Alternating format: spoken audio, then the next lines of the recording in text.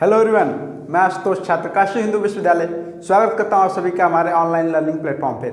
जैसा कि आप लोग को विदित है कि हमारे प्लेटफॉर्म के द्वारा ऑनलाइन प्लेटफॉर्म के द्वारा BHU BA MA LLB और BEd के कोर्सेज जो हैं उनकी तैयारियों कोर्सेज जो हैं शुरू हो चुके हैं। तो आप लोग जल्द से जल्द उसकी प्रिपरेशन करने के लिए जल्द तैयारियां शुरू कर दें और हमारे दिए गए नंबर पे जो है कॉल करें ताकि आपको हम बाकी चीज़ें उपलब्ध करवा पाएँ।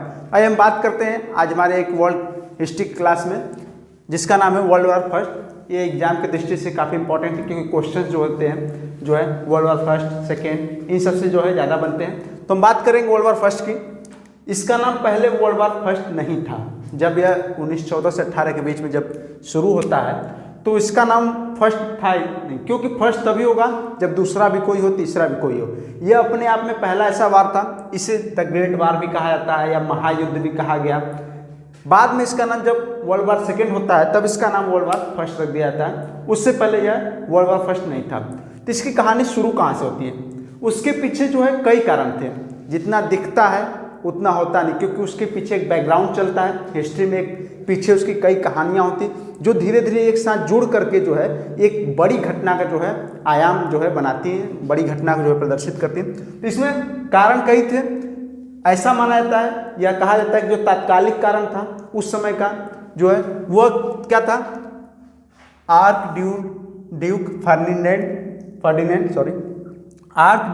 फर्डिनेंड द्वारा इनका जो है मर्डर हो गया। कहाँ पर?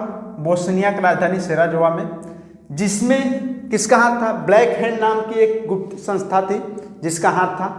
तो इनकी जो है मृत्यु, ये घूमने गए थे वहाँ पर और इनकी जो है हत्या, जो इनका मर्डर जो है वो तात्कालिक कारण बना किसका? वर्ल्ड वार फर्स्ट का।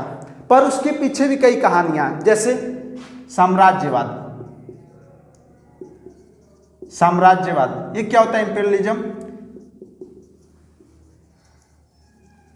इंपेरियलिज्म। इसमें क्या है कि अपने साम्राज्य को बढ़ाने की नीति, मतलब एक दूसरे देश पे कब्जा करना, तीसरे देश पे कब्जा करना, ये चीज थी। फिर मिलिट्रिज्म, सैन्यवाद।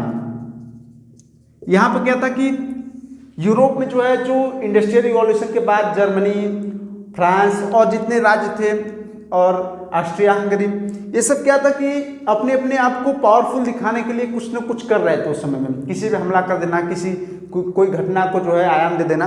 तो ये जो चीज़ें थी अपने आप को पावरफुल दिखाने के लिए, ये भी होड़ मची हुई थी कि हम कितना आगे, हमारे पास कितनी तकनीकी है, टेक्निक है। तो ये भी उसके कारण थे।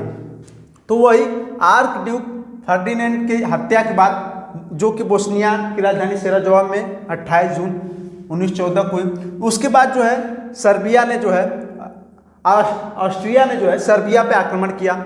और सर्बिया पे आक्रमण करने के बाद इसमें क्या था, उससे पहले जब कहानी जानेंगे, जब ऑटो वन बिस्मार्क की बात हमने की थी पिछली क्लासेस में, तो वहाँ पर देखेंगे कि उसने जो जर्मनी का एकीकरण किया, तो वहाँ पर एकीकरण के समय में ही कई देशों के साथ जो है गुप्त समझौते हुए, जो किसी देश को नहीं पता होता था, केवल उन्हीं देश को पता होता था जिनके बीच ये हो रहे थे। तो उनमें जो है कई ऐसे, जैसे त्रिगुट, ये ऐसे थे जिनमें ऑस्ट्रिया, जर्मनी और इटली में जो है समझौता हुआ कि अगर हम किसी एक पे कोई देश हमला करता है, मान लीजिए इन तीनों पे कोई आक्रमण किया, तो बाकी जो दो देश होंगे वो डिफेंस करेंगे इसका। तो यही कारण था कि जब ऑस्ट्रिया ने जो है हमला किया तो जर्मनी से कहा कि आप जो अटैक कीजिए हमारे साथ। तो अटैक के लिए जर्मनी तो राजी हो गया, लेकिन इटली ने ये कहकर मुंह मोड़ लिया, हाथ खींच लिया कि हमने समझौता जो किया था वह केवल डिफेंस के लिए किया था, न कि अटैक करने के लिए। इटली जो है वर्ल्ड वॉर फर्स्ट में जो है एलाइड पावर्स जो है उनके साथ हो लेता है, उसकी बात हम करेंगे। तो क्या हुआ कि जब वर्ल्ड वॉर शुरू हुआ, जब ऑस्ट्रिया ने सर्बिया पे आक्रमण किया, तो उस समय जो है कई देश अलग अलग देशों के साथ मिले, जिनमें मुख्य थे, एक को सेंट्रल पावर कहा जाता है, एक को अलाइड पावर। सेंट्रल पावर धुरी राष्ट्र, जिनमें ऑस्ट्रिया, हंगरी, जर्मनी, तुर्की, बुल्गारिया और इटली थे। और जो एलाइड पावर्स थी उसमें इंग्लैंड, जापान, USA, रसिया और फ्रांस थे। इनमें कुछ देश तो अपने जो निजी जो कारण थे उनकी वजह से आए, जैसे तुर्की के आने का कारण था रसिया, क्योंकि रूस अगर इसमें न पड़ा होता तो तुर्की कभी ना आता, क्योंकि रसिया से इसका अपना जो वैमनस्य था, अपनी लड़ाई थी, तुर्की की वजह से रसिया आया। फिर दूसरा क्या था, इंग्लैंड और फ्रांस जो है, इंग्लैंड फ्रांस ये सब इसलिए आए क्योंकि फ्रांस पे आक्रमण किया जर्मनी ने। जर्मनी जब फ्रांस पे आक्रमण किया तो उसकी डिफेंस के लिए इंग्लैंड भी साथ में आया। और दूसरी बात ये थी कि यूएसए लड़ाई में बहुत बाद में आया। यूएसए जो है बहुत बाद में लड़ाई में आया। क्यों? क्योंकि उसमें जो है उसके एक जहाज पर जो है जर्मनी की यू बोट होती थी, जैसे पनडुब्बियाँ थी, उन्हें यू बोट कहा जाता था। पनडुब्बियाँ थी, उन्हें यू बोट कहा जाता, जो काफ़ी जो है ज़्यादा उस समय तकनीकी विकास में काफ़ी आगे थे जर्मनी की यू बोट्स। तो उन्होंने क्या किया कि जर्मनी की यू बोट्स ने जो है यूएसए जा रहे एक जहाज पे जो है लुस्तानिया नाम का जहाज था, उस पर आक्रमण किया, जिसमें 128 नागरिक जो थे यूएसए सिटीजन थे। इसकी वजह से जो है अमेरिका जो है 6 अप्रैल 1917 में जाकर के लगभग वार के खत्म होने से 1 साल पहले जो है जाकर के वो भाग लेता है। उससे पहले वो उसमें जो है नहीं रहता है। तो ये चीज़ें हुई, ये घटनाएं हुई। उनमें जैसे इटली 26 अप्रैल 1915 को जो है वो एलाइड पावर के साथ हो जाता है, मित्र राष्ट्रों के साथ हो जाता है। जर्मनी जो है रसिया पर अटैक करता है कब? 1 अगस्त 1914 को। और फ्रांस पे अटैक करता है 3 अगस्त 1914 को। इसमें क्या है कि रूस की हार हो जाती है, क्योंकि रूस के लगभग 3 लाख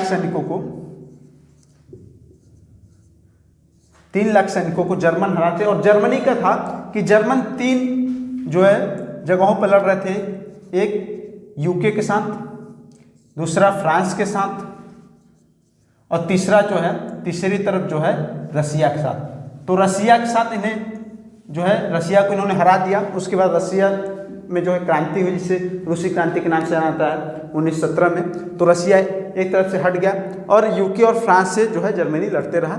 और यहाँ पर जो है जब एलाइड पावर्स मिल गई, जब यूएसए आ जाता है एलाइड पावर्स के साथ, मित्र राष्ट्रों के साथ, तब क्या होता है कि ये जो खेमा जो है कमजोर पड़ जाता है सेंट्रल पावर्स का। और यहाँ पर अलग अलग देश जो है अलग अलग टाइम पर जो है आत्मसमर्पण कर देते हैं। उनमें सितंबर 1918 में 1918 में बुल्गारिया जो है समर्पण कर देता है। अक्टूबर 1918 जाते जाते तुर्की जो है समर्पण कर देता है। और 3 नवंबर 1918 को जाके ऑस्ट्रिया और हंगरी जो है, जो काफ़ी मजबूत स्थिति में थे यूरोप में, वो जो है समर्पण कर देते हैं सब। उसके बाद जो है जर्मनी समर्पण करता है। तो इसको नोट कीजिए, हम बात करेंगे फिर घटनाओं और कुछ संधियों के बारे में। अब जर्मनी जो है लास्ट में हस्ताक्षर करता है किस पे? युद्ध विराम संधि पर। तो जर्मनी की जो कैसर विलियम द्वितीय जो जर्मन सम्राट था, वह 10 नवंबर 1918 जो है भाग जाता है, क्योंकि फ्रांस, यूएसए और इंग्लैंड के जो है सैन्य अभियान से जो है लगभग अब जो सेंट्रल पावर्स थे वो एलाइड पावर्स के सामने हार चुके थे। तो यह भाग के हॉलैंड चला गया और फ्रेडरिक एबर्ट जो प्रजातांत्रिक पार्टी का जो है नेता था, उसको चांसलर बना वहाँ का। और 11 नवंबर 1918 जो युद्ध विराम संधि के साथ ही प्रथम विश्व युद्ध, द ग्रेट वार, महायुद्ध जो है वो खत्म होता है। अब इसके बाद से चालू होती है आगे की नीतियाँ, जिनमें 18 जून 1918 को पेरिस शांति सम्मेलन होता है, जिसमें 27 देश भाग लेते हैं। लेकिन जितने देश भाग लेते हैं उनमें प्रभुत्व किसका रहता है सबसे ज़्यादा? कौन तय करता पूरे जो शर्तों को? यूएसए, यूके और फ्रांस, यही जो है तय करते हैं, क्योंकि ये एलाइड पावर्स के सबसे महत्वपूर्ण जो है मजबूत जो है ये थे देश। और यही जो है ये बात यहाँ पर थी कि इस संधियों में जो है पूरी तरीके से जर्मनी जो है निचोड़ के रख दिया गया। उसमें जो है अध्यक्षता जो कर रहे थे जो 3 लोग थे, वुडरो विल्सन जो थे यूएसए के राष्ट्रपति, लॉयड जॉर्ज यूके के प्रधानमंत्री, जॉर्ज क्लेमेंसो फ्रांस के प्रधानमंत्री, ये लोग थे जिनकी अध्यक्षता या वर्चस्वता में जो है संधि हो रही थी। वर्साई की संधि इतिहास में जिसे कहा जा सकता है सेकेंड वर्ल्ड वार के लिए उत्तरदायी है, क्योंकि यहाँ पर जो है जर्मनी को इस तरीके से निचोड़ा गया कि बाद में एडोल्फ हिटलर को जो है लोगों ने सपोर्ट किया, राष्ट्रवाद को सपोर्ट किया उसके, और सेकेंड वर्ल्ड वार की जो शुरुआत होती है वो कैसे देखते हैं?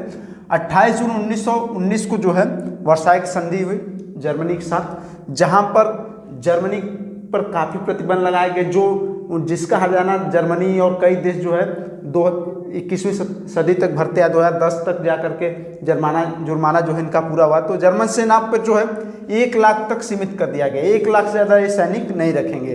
अब इसलिए बात है 1 लाख से ज़्यादा सैनिक नहीं रखेगा तो युद्ध में कहीं जा ही नहीं सकता, कहीं युद्ध छेड़ नहीं सकता।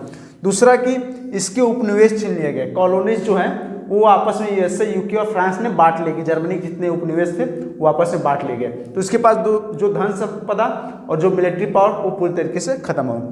एयरफोर्स और नेवी को भंग कर दिया गया, खत्म कर दिया गया, ना एयरफोर्स रहेगी ना नेवी रहेगी, क्योंकि ये किसी भी युद्ध करने के लिए 2 सबसे महत्वपूर्ण जो है भाग हैं, तो इसको भंग कर दिया गया।